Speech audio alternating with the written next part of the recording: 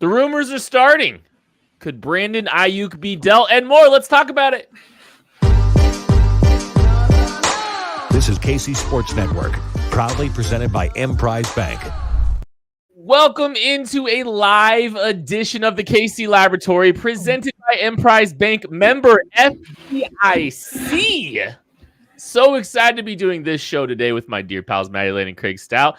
New little look here on the show if you are watching. We got some stuff we're working on here. But Matthew Lane, how are we doing today?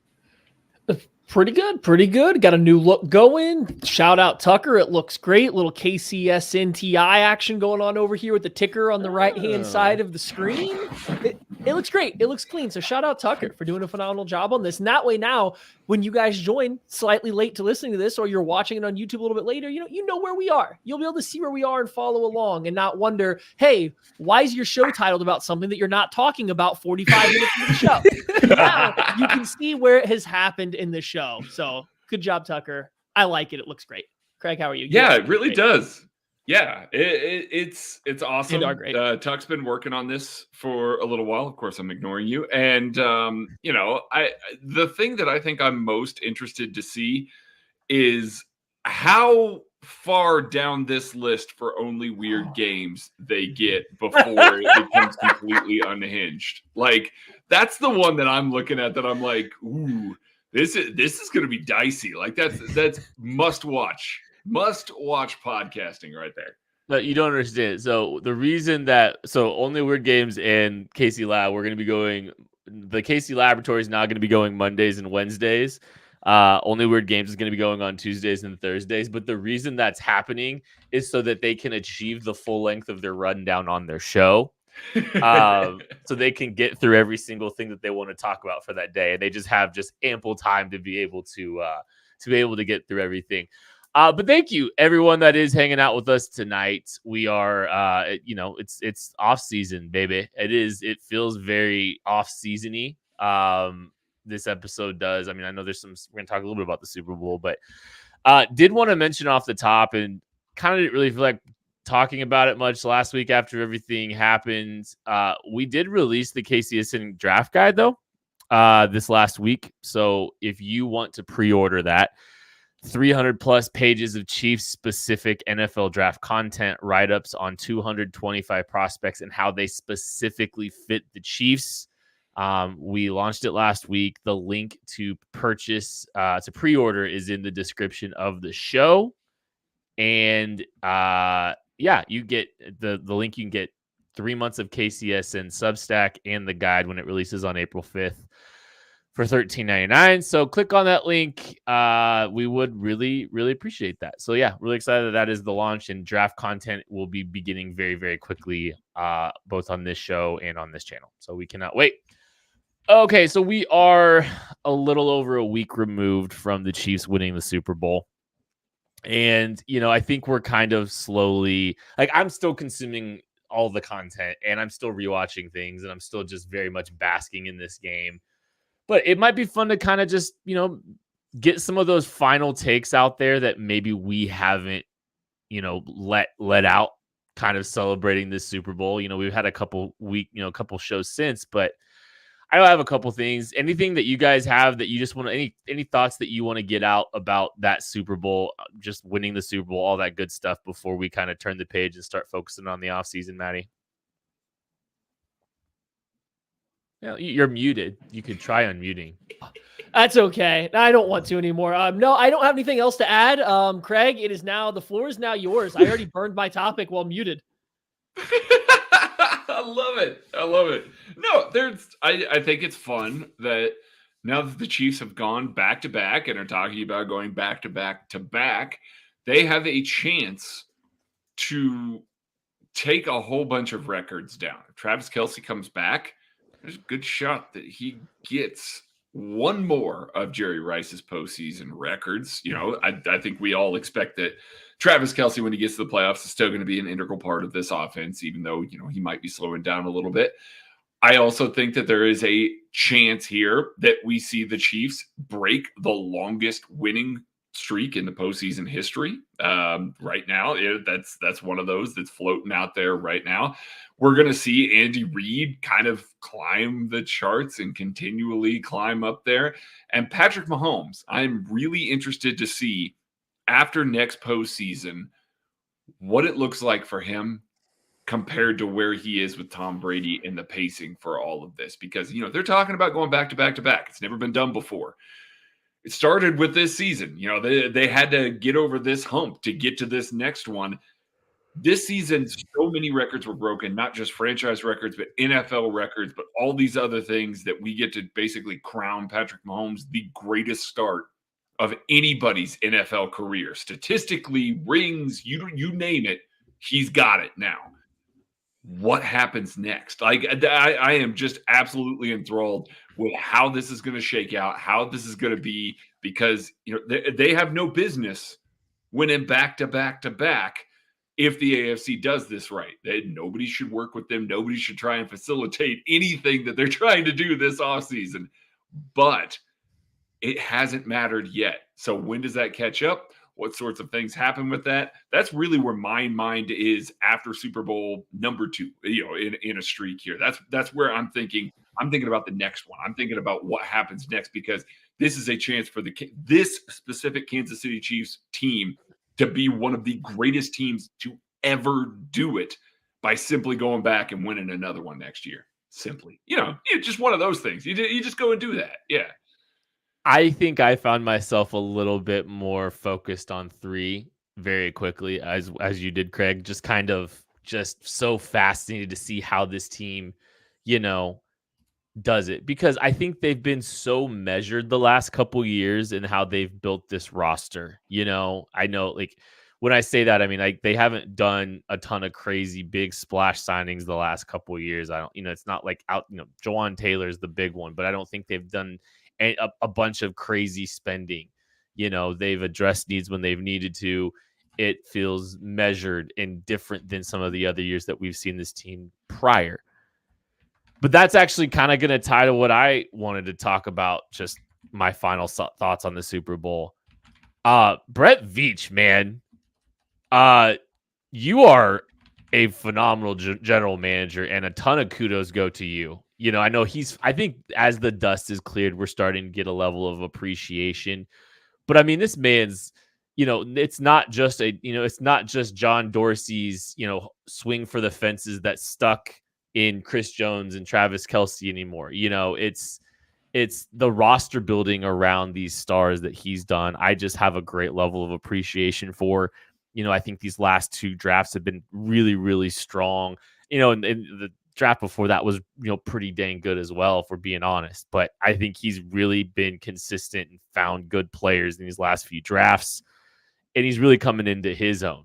And so I think he deserves a ton of credit and appreciation. That whole scouting staff and that whole front office, that group deserves a lot of credit for where this team is at. And it's going to be fun to see what this next version of the Chiefs looks like. Big decisions continue to come up. Obviously, there's going to be some big ones here.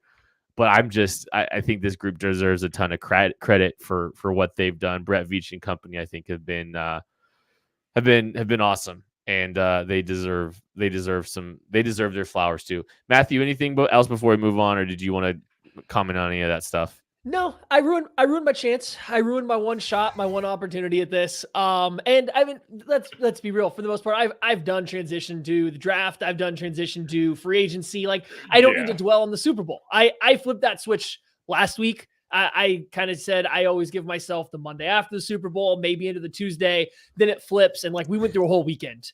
Once that weekend hits, there's nothing. I don't care about the previous season at all whatsoever. Like, it's awesome to be a fan of the back-to-back world champion Kansas City Chiefs, but it's on to the next now. I mean, the team was right away after they won. That was cool. I do agree. Like, it seems like there is a mentality that they want to go for 3 in a row because it hasn't been done before. We'll see how it goes, but I'm on to the next. I'm ready to talk about the future and how to make this team better so that it's not so dang hard to win games like it was this year for them. Yeah, and it was a little trickier this year. Don't get me wrong, but this is what a down year looks like. Am I right? Can I talk about how I called that? I knew exactly what Brett Veach was going to say. I tweeted it out like a the day of the Super Bowl, and on Wednesday he said verbatim what I put on Twitter. That was incredible. Sorry.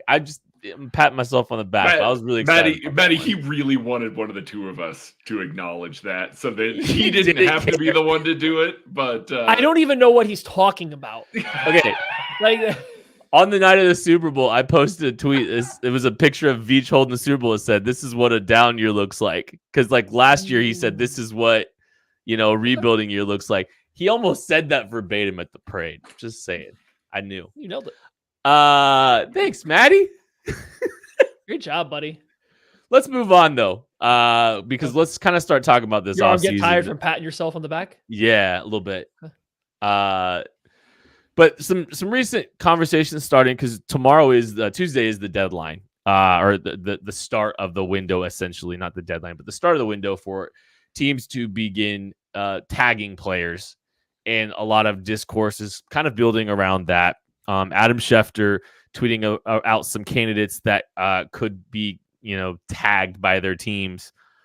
But one of the omissions was Chris Jones, and Adam Schefter saying due to his 2023 cap number, Chiefs defensive line Chris Jones projected franchise tag would be $32 million instead of the regular $19.7 million, making him an unlikely tag candidate. Also, that dead money has accelerated into this year's cap, which adds an additional couple, $2-3 million. It will on Wednesday. Yes.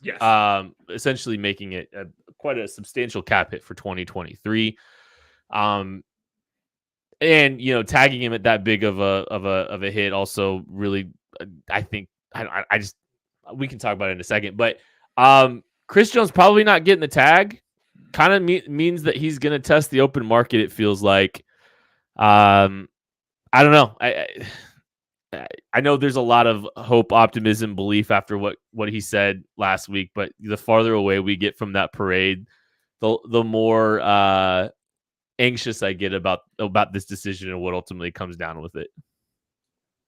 I mean, I think there's a tiny chance that Chris Jones is franchise tagged. Like, it's cost too much money.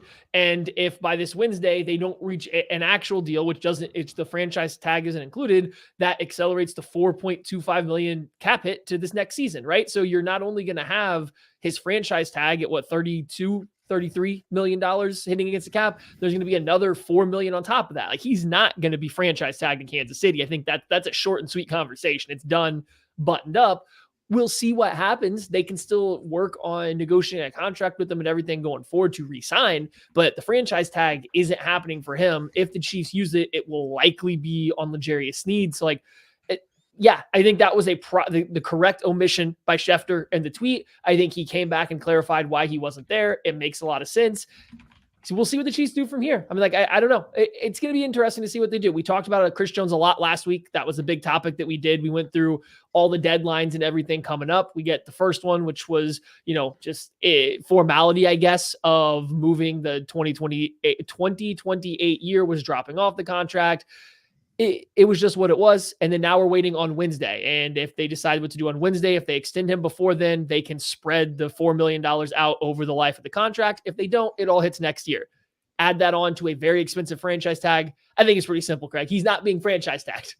No, he's not. As I said last Thursday, it's just almost prohibitive. Like, it really does. Even if you want to try and get him in a tag and trade scenario, you've got to hold on to that cap hit for a little while. And you've got to make sure, just damn sure, that you've got somebody willing to take that on, because you can't have another scenario like last year where you've got a whole bunch of money tied up in a large cap hit. You're hoping to get a contract done in the later part of the offseason. That's what happened last year with Chris Jones.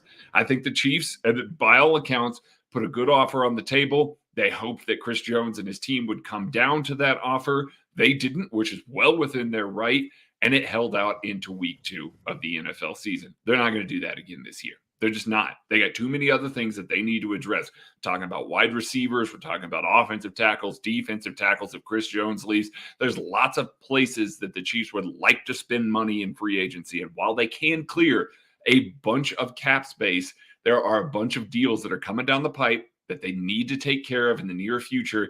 And by using that franchise tag on Chris Jones, you limit your ability to play in free agency. You limit your ability to get deals done with your own players.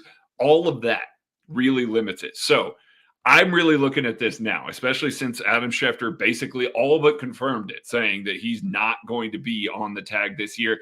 He's either going to be a Kansas City Chief on a long-term deal, which can happen, and the Chiefs would probably need to get that done before March 13th. That is the start of the league year. That's kind of quote-unquote legal tampering period. That's basically when everybody can get together and say, okay, you can do all of this. Actually, I think the tampering period is a week before that. March 13th is the big date that they've got to have the deal done by, though. So it's either going to happen with a long-term deal for Chris Jones by March 13th, or he is walking without any compensation short of a future compensatory pick. And again, if there are moves to be made by the Kansas City Chiefs in this offseason, if you don't feel comfortable giving him $33 million and you're going to spend that money elsewhere, you're not getting that comp pick. And this team doesn't play that comp pick formula. They just don't. They're one of the teams that doesn't. It's not that they don't play; it's that they don't actively pursue it the way the Ravens. It's not do. Top the of the highest mind. priority, right? Correct. Which is why they didn't care if they brought McCole Hardman back. Which hey, it worked out wonderfully. It worked out. But Chris Jones, long-term deal. That's really what we're looking at right now, or he's going to walk in free agency, in my opinion. Yeah, legal tampering period begins March 11th, which is that Monday, and then March 13th is the day that contracts begin to become official. So those are kind of the key deadlines there. Chris Jones, I think if the Chiefs were to tag him, it'd be really difficult too, because he'd be getting, I think the most guaranteed money ever given to a defensive tackle is $46 million. And so he's going to be in $32 million over the course of one season. So, there's a lot of leverage for Chris to just say, sure, I'll sign the tag, and then we'll just, I'll just figure out, because, so would be the highest non-QB tag ever in the history of the sport if Chris Jones signed it. And that's just the tag. That's not including the $4.25 million that goes on top of that. And you don't get to use the tag on L'Jarius Sneed anymore. Right. So there are just a number of reasons why the tag doesn't make sense on Chris Jones right now. And if the Chiefs are to sign a contract with somebody that meets a very similar tier of contract as Chris Jones, that's when they wouldn't even get the third round compensatory pick back for him. So, there's a threshold that they'll have to meet from it's a long, complicated formula. But basically, if they sign a contract to one player in the ballpark of what Chris Jones is getting, it's not looking good for them to be able to procure a third round pick. And I think, I could see this team dipping into free agency in some capacity and trying to make some investments at some other places. Also, maybe they want to go out and get a young, proven wide receiver one that hits the market. I don't know. We'll talk about that right after this. We appreciate you supporting KC Sports Network by listening to our podcast. You have helped us become the highest-ranked Chiefs podcast network in 2022 and 2023. And don't forget about our daily Substack newsletter, the best written analysis you can find on the Chiefs straight to your inbox every day. kcsn.substack.com. Thanks everyone that's hanging out with us here on the KC Laboratory, presented by Emprise Bank. Going through some stuff that's kind of starting to hit right there. There's there's some rumors kind of starting. There are some off-season storylines starting to develop. We talked a little about the tag. We'll get into more of that tag here in a little bit, not just Chris Jones and his situation. But there was another little nugget that kind of popped up here today, and it's something that's been permeating and existing in some form for the last month or two, and it surrounds Brandon Aiyuk. Brandon Aiyuk has been the talk of, a potential casualty is not the right word, just inability to extend, sign, or choice to sign and to keep Brandon Aiyuk, the receiver out of San Francisco. He of no rings. But from our guy, Matt Miller, I don't know if Brandon Aiyuk will be available via trade this offseason, but I know there are at least rumors that he could be. And that's something that's been consistent over the last couple weeks, last month or so, honestly. I don't know if the 49ers would trade with the Chiefs, says Miller. A lot of teams do not want to help KC get better. See last year's attempt to trade up in the draft. But Brandon Aiyuk is exactly what they need opposite Rashee Rice. So I have, before we get too far into, to Brandon Aiyuk, I just, out of curiosity, like, do you like the idea of the Chiefs making a move for a veteran? Do you like the idea of them trading what would assuredly be a first-round pick plus for a guy like Brandon Aiyuk, Matthew? I mean, no. That's Hollywood Brown went for a first-round draft pick, and Brandon Aiyuk is a much better football player than he was when he went. So, like, the Chiefs would have to trade a lot of draft capital that they don't have a lot of to acquire Brandon Aiyuk, and then they would have to pay him the money they didn't want to pay Tyreek Hill. Like, I don't think it makes a lot of sense for the Chiefs unless the 49ers just become straight sellers. Now, do I think that they should consider trading for a veteran wide receiver out there if there is somebody that might be available? Sure, I think that makes sense, but you're looking at a couple tiers down from a player like Aiyuk, who is one of the better just wide receivers in the NFL. So given the price for players of his age, both to trade for them from a team and then also what you have to pay them, I mean, I would say this is a very unlikely scenario for the Chiefs to get in on this action. Yeah, it is unlikely for the Chiefs to do that. That's kind of an all-in move for a team that hasn't done a bunch of all-in moves lately. The way that they've been able to win Super Bowls as of late, going to the table and saying, okay, well, here's a first-round pick plus, and we're going to absorb this $14 million cap hit that Brandon Aiyuk has for his fifth-year option, and we're going to extend him for high 20s, I would assume, because he's that good of a player. He was a second-team All-Pro last year. He's only gotten better. Every single year that he's been in San Francisco, he has gotten better. And he's not exactly playing with the cream of the crop over there at quarterback. Like, Patrick Mahomes would be a massive step up over the guys that he's played with. Not that that's bad. Hey, you could say that. Hey, listen, you could say that about T. Higgins too if he wound up in Kansas City. I know we could. But Ayuk's the style of player that makes sense in Kansas City. And that's why I think people latch onto it and why people, kind of seek this out. I would love for Brandon Aiyuk to play in Kansas City. He would be like the missing piece. Like, you slot him right in there next to Rashee Rice and you say, hey, go to town. That's awesome. I like this wide receiver class a lot in the draft this year.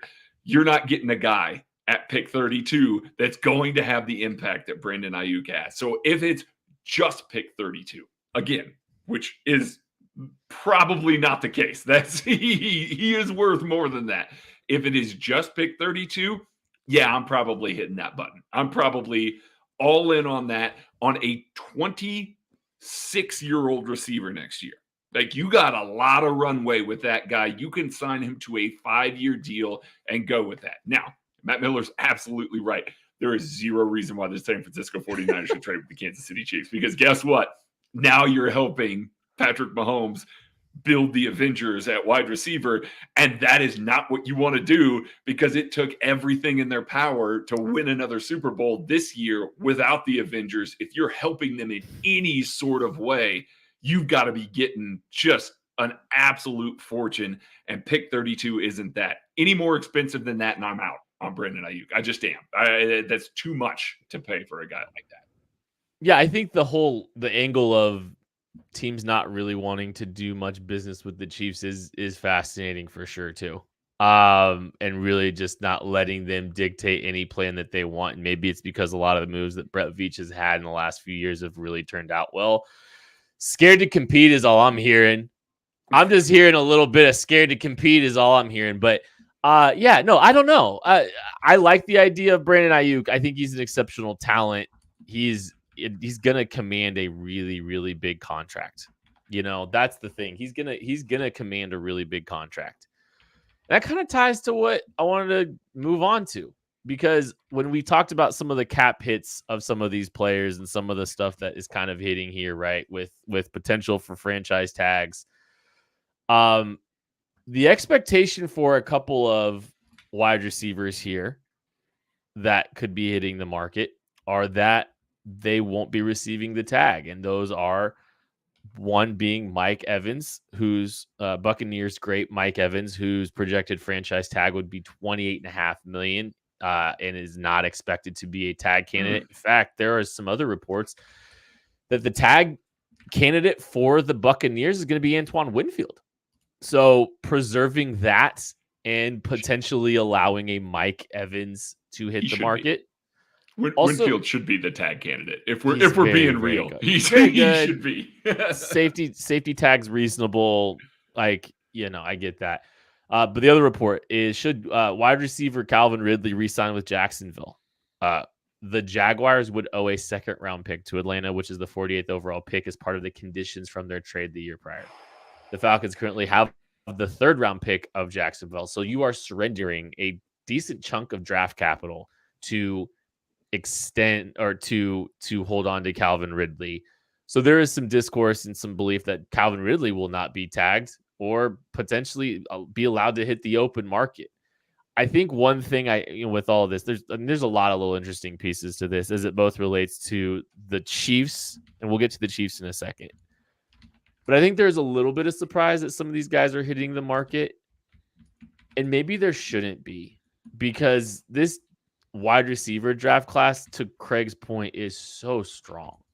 And I do wonder if some of these teams are using how good of a receiver draft class this is in their equation for how they want to approach this offseason.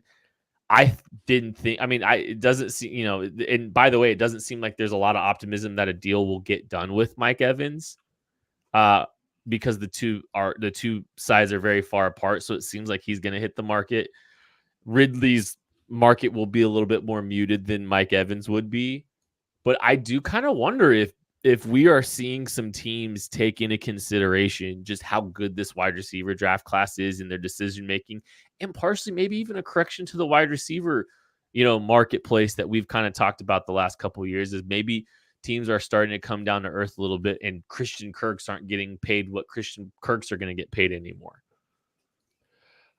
With Calvin Ridley, I do believe if he reaches unrestricted free agency, then the Jags pick does lock in. So even if he ends up back on their team, I believe it stays a third round pick. So I'm not going to read too much into him reaching free agency, like becoming an actual unrestricted free agent, and them not wanting him, just because they could definitely be playing a little bit of a draft pick game and be like, hey, we want you back. You clearly are the number one wide receiver here. We'll make this deal. We just got to wait till this point. So he's an option. We'll have to see what it plays out. I guess the Jags have a difficult time getting Zay Jones, Christian Kirk, and Calvin Ridley to all be maximized at the same time. Like those three guys, They have struggled to get them all firing at the same time.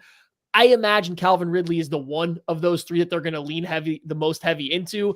I just wonder if they're playing a little bit of a game, and that leaves the door open for someone to come steal them.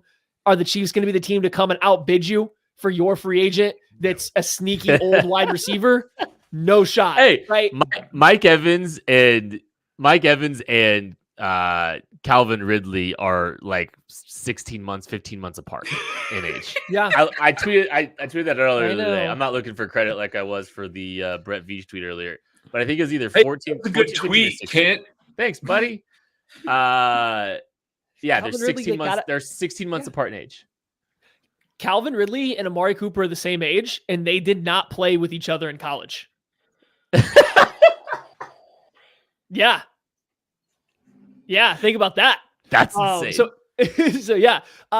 Calvin Ridley's, he's possible. I just think that I think Jacksonville wants him back. I think they're just playing some games, and that lands you back to Mike Evans, who, if he hits the open market, that's a guy. I think we didn't talk about him. It seems like there's rumors less substantial than these ones that Michael Pittman Jr. might not get tagged in Indianapolis.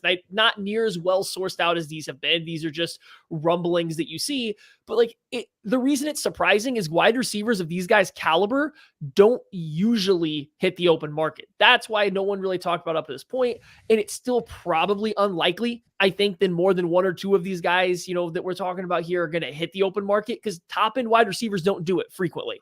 Mike Evans is maybe an interesting case because he is a little bit older. He's been around a while, but he's still just as good as he's ever been. Calvin Ridley is interesting because he's also older. But then there's the draft pick debacle that Jacksonville's dealing with. So we'll have to see how it plays out. I'm mostly interested to see which of these guys hit free agency. But it's back to the point. Are the Chiefs really going to come in and outbid somebody for an old player? Like they did this song and dance with Trent Williams. They did. They couldn't outbid 49ers. They tried. They did try, but they couldn't do it. He goes back to the 49ers. That's like the only time. That's the only time they've been really willing to open up the pocketbook to an older free agent from another team. It just seems highly unlikely that they are going to want to enter into that sweepstakes to outbid every other team for a Mike Evans, a Calvin Ridley, or anybody else at that top of the wide receiver list. And see, I'm looking at this not from the perspective of, oh, the Chiefs are going to go out and sign a number one wide receiver. They're going to pay him, $30 million and do all of this. No, they're not going to do that. Again, the past would tell you that. Now, there may be a little more urgency to add to the room this year because of what happened last year and trying to get some more veterans that can play. What happened? The Chiefs won the Super Bowl? It was really nice that the Chiefs had Rashee Rice. Like, that's all I'm going to say. I have a thought, but please continue. No, but all of these guys being out there, the more Mike Evanses that are out there, the more Michael Pittmans that are out there, which, again, I don't think Michael Pittman's making it out of Indy. I think they're going to tag him. But if he makes it out there, that means a lot of these guys that we've been talking about, hey, maybe they play a little bit and try and, kind of get Kendrick Bourne coming off of an injury. That would be a guy that would be kind of cool to see what he is. Maybe, T. Higgins is a popular guy to link to the Chiefs, and he's tried to not speak too negatively about them this specific year because he knows he's going to be a free agent. There's wide receiver one, Jawan Jennings. I mean, there's lots of guys that we have talked about from the perspective of, oh man, that might be the top of the market. And I don't feel like playing in that market. I don't feel like playing in $25 million T. Higgins market. Like, I don't. Mike Evans is out there. If Michael Pittman is out there, this draft class is good. Now, all of a sudden, you're looking at a year where some of these guys that are clear wide receiver 2 caliber players, you can get below market value or without this big inflation now all of a sudden because they're at the top of the market. Now all of a sudden, Kendrick Bourne's a bad example because he's hurt, but like a Jawan Jennings or something like that. Now all of a sudden, maybe you're not paying through the nose in free agency for a guy like that because the market's going to be so depressed this year with a good draft class, with so many guys that are available that can contribute. All of a sudden I'm looking at this and I'm going, okay, Chiefs may not be able to get a wide receiver 1 in free agency here, but load me up with wide receiver 2s. I know what that looked like 2 years ago, and it was fun. Like, let's do that the best again. Statistical offensive Mahomes career. Absolutely. That was phenomenal. Let's do that again. So the more guys that are out there, the Mike Evanses, the Michael Pittmans, the people like that, let them go set the top of the market there because other teams are just not going to play in that market. All right, so this is why I cannot wait for this offseason, and this is why I'm so very much going to enjoy all of this. If the Chiefs had lost in the divisional round to the Bills or something, they just didn't win the Super Bowl. If they didn't make the Super Bowl, I don't know. I think you might have seen a more aggressive correction to the wide receiver room. And maybe they are breaking some of their traditional rules about paying some of these older guys. And maybe they're going after a more established wide receiver 1 type player. Maybe the Niners are willing to trade Brandon Aiyuk to them then if they didn't, whatever. I think you might have seen a more aggressive approach. I wonder a couple things about the wide receiver market. I wonder if it's been a little bit inflated recently. I wonder if we slowly are seeing a little bit of a depression to the market, to your point, where maybe things are coming back down to earth in the negotiating tactics of teams, or maybe they're a little bit less willing to pay Mike Evans what Mike Evans wants. They're not going to pay in the Tyreek range or whatever, what have you. So I wonder if there's a little bit of that happening. And I do think, to your point, I think it's a great place for the Chiefs to potentially play in the mid-tier. And I've always kind of anticipated that they might play a little bit in the mid-tier. I think maybe they would have done something crazy if they, they fell flat on their face and their offense just sputtered in the playoffs. And, I think they're going to make this offense a lot better. And I don't think it's going to take a huge dynamic change for it to be better, because the floor for what Mahomes needed the year prior wasn't super high. I just don't know if the Chiefs really achieved that this year. Juju made all the difference in the world, and Juju wasn't like a world beater. He was just steady, consistent. He could see the field the same way Patrick does, yards after the catch. And Matty's shaking his head because he was hurt all the time, but that's not the point. I do think that I don't think it's going to require a giant move at the receiver position, but the flooding of the market could benefit the Chiefs, I think, as they're trying to, both free agency, and it's not necessarily going to help them in the draft, but the draft is so deep anyway at receiver that I still think that they'll walk away with a quality player too. So this is only helping, I think, the Chiefs when it comes to how they navigate this receiver market. Yeah, and we have a couple super chats related to the wide receiver stuff here. I just wanted to get to them. We got Nostradam MVS. Kansas City doesn't need to spend big money on a wide receiver. Yeah, and I think we're all kind of saying that is one, we don't think they are likely going to, but two, they clearly have proven over the past couple years that they don't need to. The team has technically gotten better without Tyreek Hill, the big money wide receiver. Offensively, they've gotten more diverse.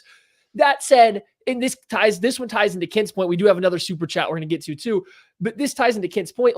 They've been able to win without having a lot at wide receiver, but goodness, it's hard. It's so hard, and it doesn't have to be that hard. It doesn't have to be so hard that you're just throwing a bunch of flyers at wide receiver out there and seeing which guy sticks. Yeah. And that kind of takes me to this next point from Shane Valco is, yeah, our assumed wide receiver 1 and 2 were a weak wide receiver core preseason were healthy scratches in the Super Bowl. And it didn't matter. Let that sink in. Yeah, that's very true, right? That is very, very true. They didn't matter. Their wide receiver 1 and wide receiver 2 weren't there, and it didn't matter. But this is where I push back, going back to Nostradam MVS's point, is just taking flyers on guys.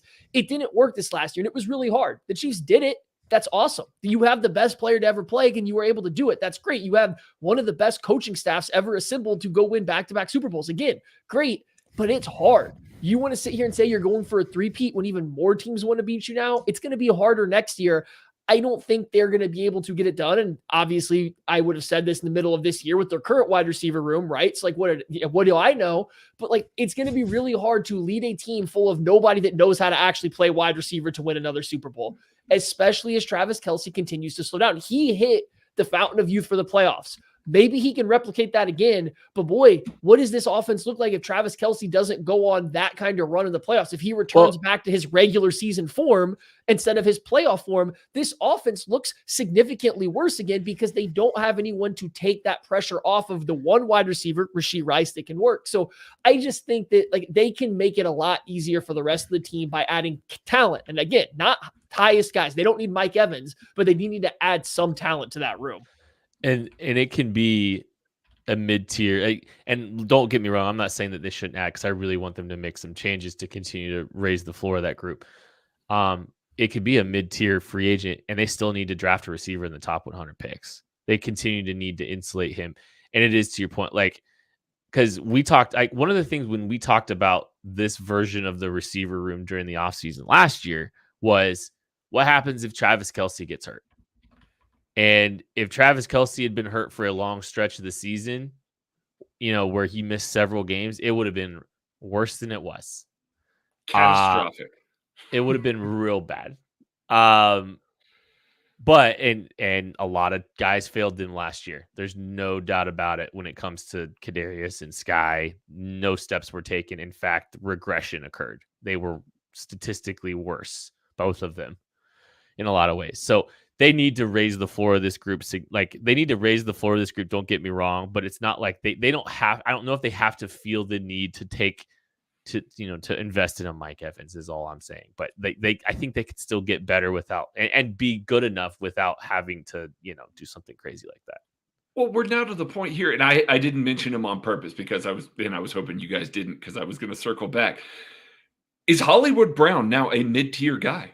If all of these guys hit the market, now all of a sudden the cost opportunity there is much more palatable. I mean, spot rack for everything they are. They they're not necessarily the absolute best at predicting, future contracts and stuff like that. But right now they've got Hollywood Brown at $14.8 million APY. Are you kidding me? That is Easy. right around what MVS is making. So I would much yeah. rather have a Marquise Brown, Hollywood Brown, come in, a guy that has had over 100 targets the past 4 years. I know that everybody's going, oh, he's hurt all the time. He's had over 100 targets the past 4 years. There's 100 targets to go around in this offense. Absolutely, there are. He would fit. He would fit in this. Take a flyer on a guy. Hell, I just saw his name come across, the free agent list here. Jakeem Grant played with Patrick Mahomes. Put him on this roster as a punt returner. See what you got. He's been hurt the past couple of years. And then go out and draft a guy. Now, all of a sudden, you've made several logical moves. You're expecting Rashee Rice to take another step this season. I don't expect Kadarius Toney to be with this team anymore, so that opens up a roster spot. They're going to probably move on from MVS. That's going to open up a roster spot. There are targets to go around. You can make some logical cost opportunity selections here and not overpay for guys that can still make an impact. And to Ken's point, you can still go out and draft that top 100 guy, add to the room. I think consistently give Patrick Mahomes the weapons that he needs without having to go through, like we were just talking about in the previous segment here, without giving up a major pick and signing a $30 million wide receiver. As awesome as it would be to see him with a stud number one on the outside, this offense is going to hum with multiple different guys that can contribute in different ways. I didn't hate the approach last year. They tried to go young. It just didn't work. So try and insulate yourself a little bit better this year. And if one or two of those guys hit free agency that we talked about, your mid-tier free agents become a Hollywood Brown, Darnell Mooney, Gabe Davis. These are guys that are probably looking at 10 to 14 million a year, somewhere in that range. The more receivers above them, the more likely they are closer to 10 than they are 14, right? And so maybe that is where the benefit of a Mike Evans, of a Pittman, of a T. Higgins, of Calvin Ridley, maybe that's the benefit of those guys hitting, is that somebody else comes on a little bit better deal there in the lower end. And I think that's where the Chiefs would likely play in free agency as is. So that side of it would be very helpful for the Chiefs to get as many guys at the top end of it. It's just we have to go into it knowing that the Chiefs probably aren't trying to pay Mike Evans 3 years, $23 million per year. Definitely not. Watch him get more than 23 anyway. All right. So last little bit of news. Looks like the defensive staff for the Kansas City Chiefs is going to remain intact. There has been some overtures from teams looking to try to split the band up. Be Brendan Daly interviewing for the New York Giants position, Joe Colin being thrown around for a couple NFL coordinator positions, as well as the Michigan Wolverines job. Steve Spagnuolo gets his extension as well. It sounds like the band is back together, Craig. Yes, it absolutely does. And, another super chat here from Jack Richards. Shout out to you, Jack. Spend on defense. Mahomes can do it again. I don't think they're going to completely deplete his receiving core there. But one of the best ways that you can spend on defense right now, there ain't no salary cap for coaches. And they're taking care of a whole bunch of guys right now that have made big impressions on this organization. Re-upping Joe Colin, who I'm going to guess, just based on the number, how they typically do these sorts of things, probably had another year, at least, on his deal. They typically do 3 or 4 years on coaching deals. They try and sync them all up together. That way, if you move on from a coordinator, you can move on from everybody there. They really liked Joe Colin. And the fact that everybody was sniffing around him, they took care of him. I know that they took care of Steve Spagnuolo as well. I'm not going to be surprised if we hear that Dave Merritt also got taken care of, that Brendan Daly maybe got taken care of. Like, they want this staff back together because we got to see them throw a whole bunch of young players on this defense. It was the youngest defense in the league. And I don't see them turning around to sign a whole bunch of older players either. If Chris Jones walks, he's one of the older players on this defense. They are going to keep replenishing it with young guys because their trump card right now is this coaching staff and the way that they can maximize their players. We have seen all of these guys, literally all of these guys, come in and produce at a high level. Dave Merritt is killing it right now in the DB room. Joe Cullen is killing it along the defensive line. Brendan Daly got the most out of a really good set of linebackers this year.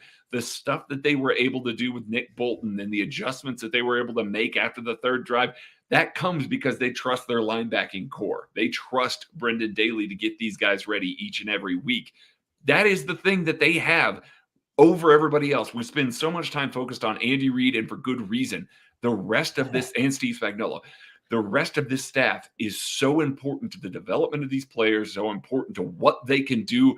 Locking them up just tells me, you know what we're going to do? We're going to continue to throw young assets at this defense, and they may be raw, they may need time. We don't care. We know we've got the guys in-house to maximize their potential. I absolutely love that they are taking so much care of this defense right now. Yeah, I mean, it was the right move. And this is something that doesn't get talked about a lot because, like, you don't always see assistant coaching staff contracts, or it doesn't come up a ton, but these guys have a lot of their deals coming up at the same time. So if you start to see one, you got to start keeping your eyes open to see if more come. That's how they're going to schedule all these things. They're going to structure them to where all these guys are kind of coming up on their deals at the same time. So as soon as you start seeing Colin's come up, then you have to be ready for a bunch of other guys. And so we got Colin, we got Spags, we got Merritt, we got the entire defensive coaching staff is back under wraps, which is, hey, that's great because that staff has done a great job developing guys on all the levels. They're clearly doing something right as they take the youngest or the second youngest defense in the entire NFL to the Super Bowl, and it kind of carries this team to its back-to-back Super Bowl win for long stretches of the season, including the biggest game. So it's great to bring everybody back.